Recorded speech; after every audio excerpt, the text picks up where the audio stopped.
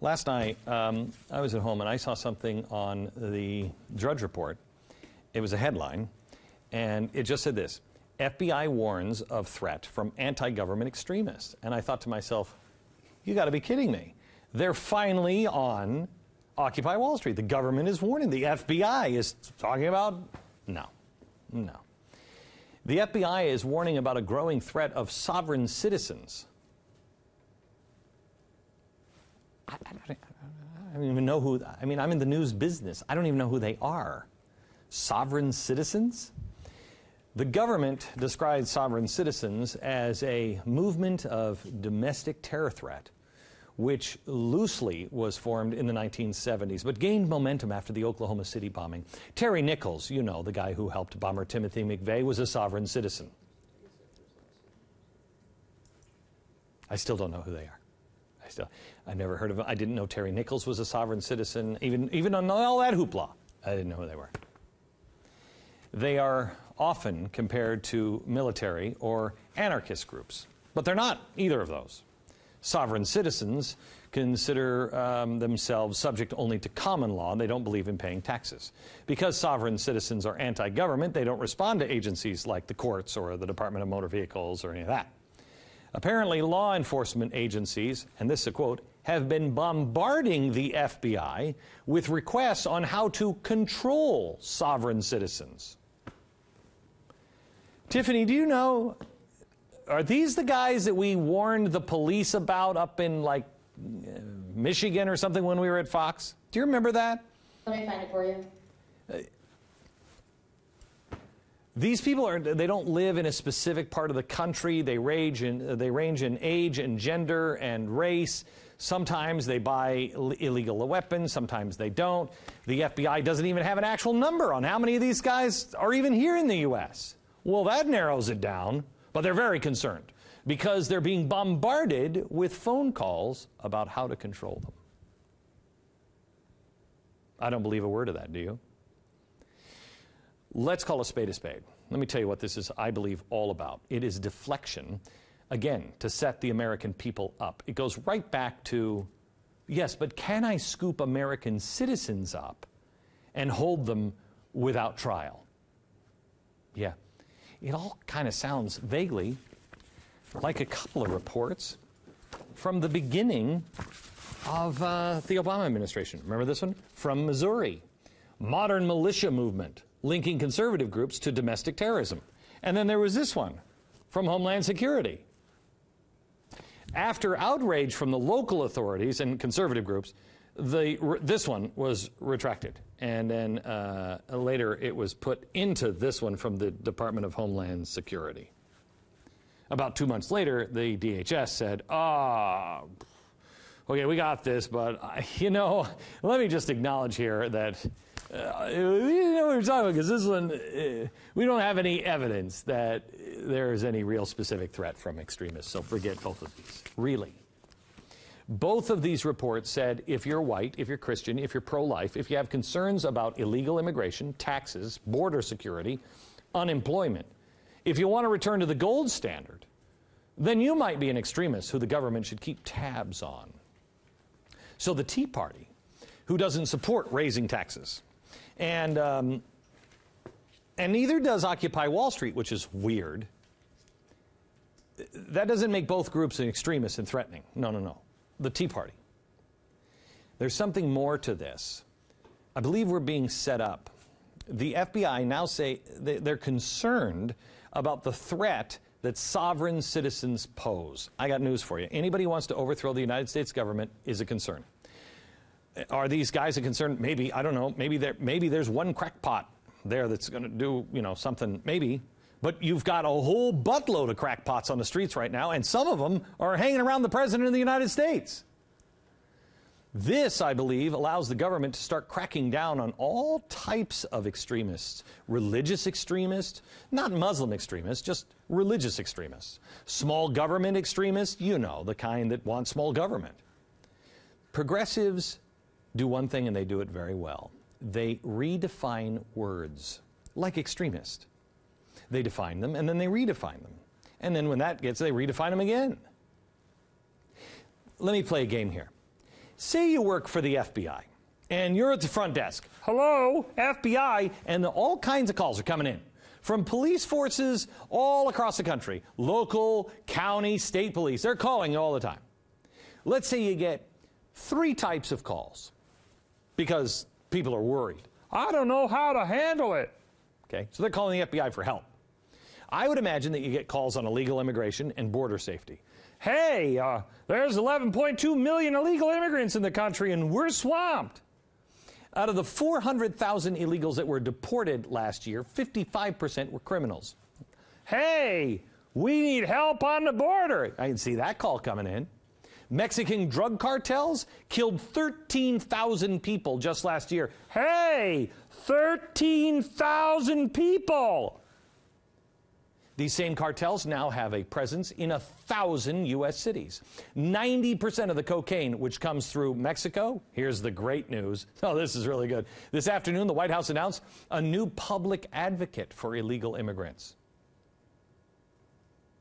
So basically, the taxpayers are employing an activist for illegal immigrants who don't want to be detained. Some of them might be bringing drugs in. Okay, so you have those guys. You have the phone calls. Hey, FBI, we need help. Okay. Then the second calls that come in.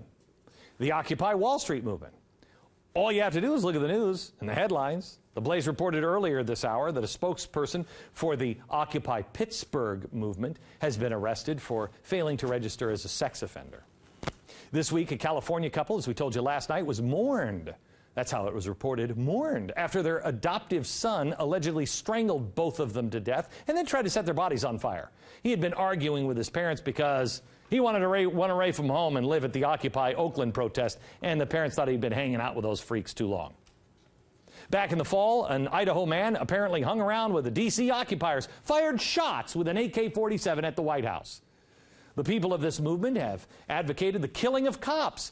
They're chanting last weekend, kill the cops, kill the cops. They've called openly on national television for the collapse of the system.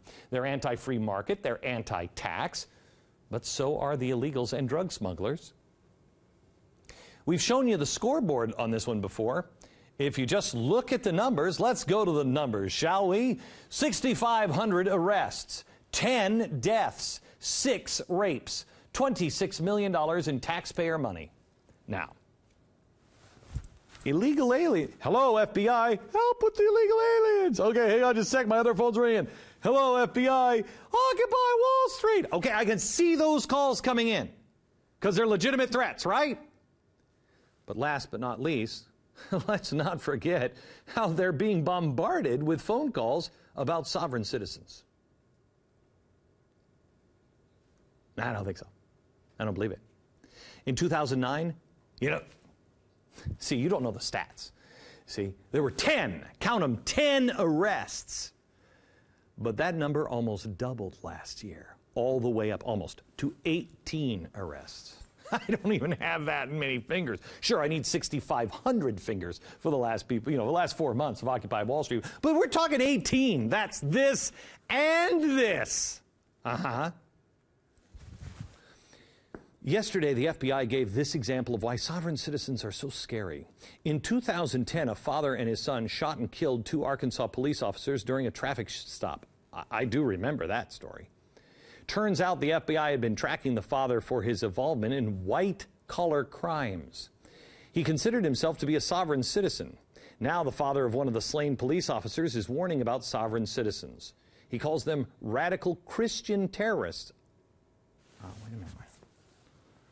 Radical Christian terrorists, and claims there's little difference between them and radical Islamic terrorists. Oh, well, that's great, because then we don't have to worry about them, because there's no such thing as Islamic radicals. The government needs the bad guys. The sovereign citizen. It's so out of control. Remember when Congress passed the $662 billion National Defense Authorization Act at the end of last year during Christmas vacation?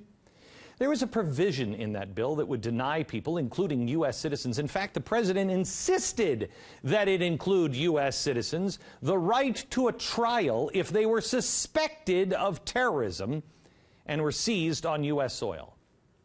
Not only would they be denied the right to a trial, they could be detained indefinitely without charge. What happened to the right of a fair trial? Innocent until proven guilty. You are being lied to by the people who define who the troublemakers are.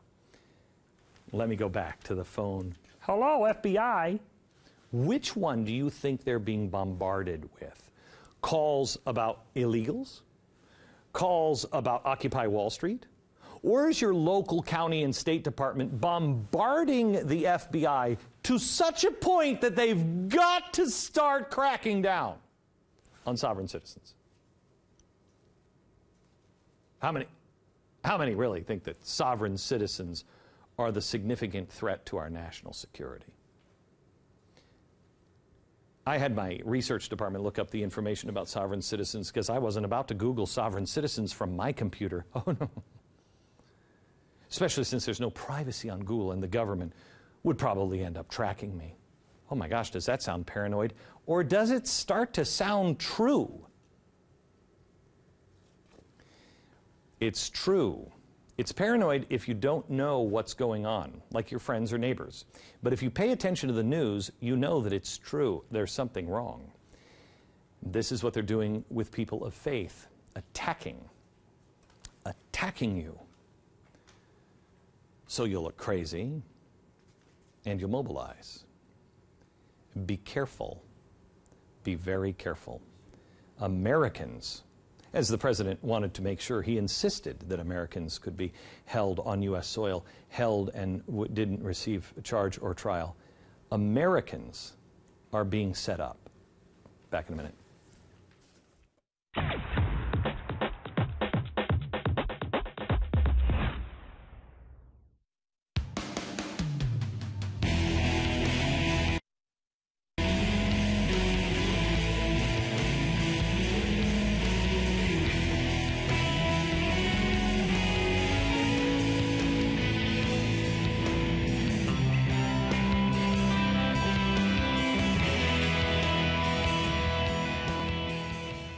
All right, now let me give you this anti-sovereign citizen message. You got to pay your taxes. The tax man cometh. Render unto Caesar.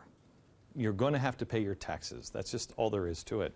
But if you have failed to pay your taxes for some reason or another, you need help. You need to make sure that you're not just getting hammered for no reason, and you're not paying more than what you have to pay.